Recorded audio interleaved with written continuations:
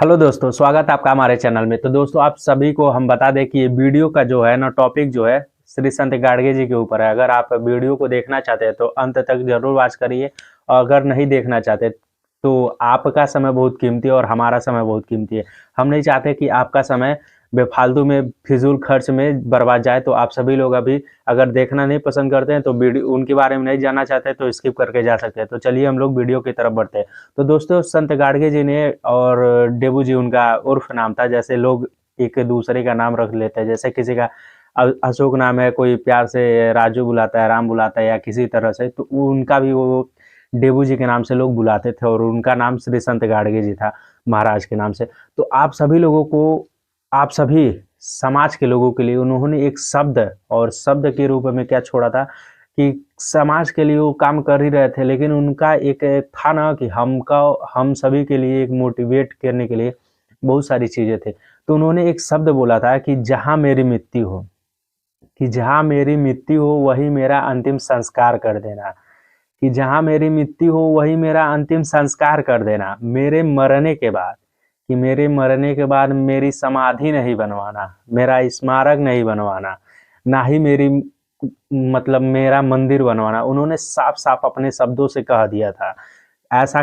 कोई भी काम मत करना। और उन्होंने कहा था कि पाखंडवाद के खिलाफ, उन्होंने बहुत बहुत ज़्यादा पाखंडवाद के खिलाफ रहते थे, क्योंकि उन्होंने उन सारी चीज़ों को समझ चुके थे। और आप सभी लोगों को, आप सभी की जानकारी के लिए हम बता दें कि बाबा साहब और श्री संत गाडगे जी, जो कि एक परम मित्र और एक दूसरे के बहुत ही मतलब क्लोज में थे, और आप सभी लोगों को शायद एक बहुत सारी तस्वीरें मिली भी होंगी, और उनके एक दूसरे से परिचित और अच्छे खासे थे। और आप सभी को इस जान के कैसा लगा, और आप सभी लोगों को मालूम है कि उन्होंने एक और शब्द कहा था कि अगर अगर तुम्हारे घर में कोई बच्चा है, पढ़ रहा है, चाहे किसी भी तरीके का कोई समस्या आ रहा है, तो अगर तुम कोई मान लो इनकम और सोर्स नहीं है, उस समय का जो कहा जाता है कि गरीब हो, अर्थव्यवस्था कमजोर है, थोड़ा अर्थव्यवस्था में ठीक नहीं हो, चाहे आर्थिक स्थिति नहीं ठीक है, तंगी है, तो इस तरीके के उनके शब्दों में आप सभी लोगों के लिए एक शब्द था उनका कि अगर पैसे की तंगी हो, अगर पैसे की तंगी हो तो खाने के बर्तन बेच दो,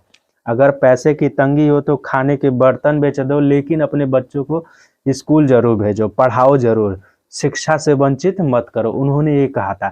और उन्होंने ये भी कहा था कि अगर तुम्हारे घर में मतलब तुम परिवार वाले हो, मान लो बच्चे हैं तो परिवार तो होगा ही।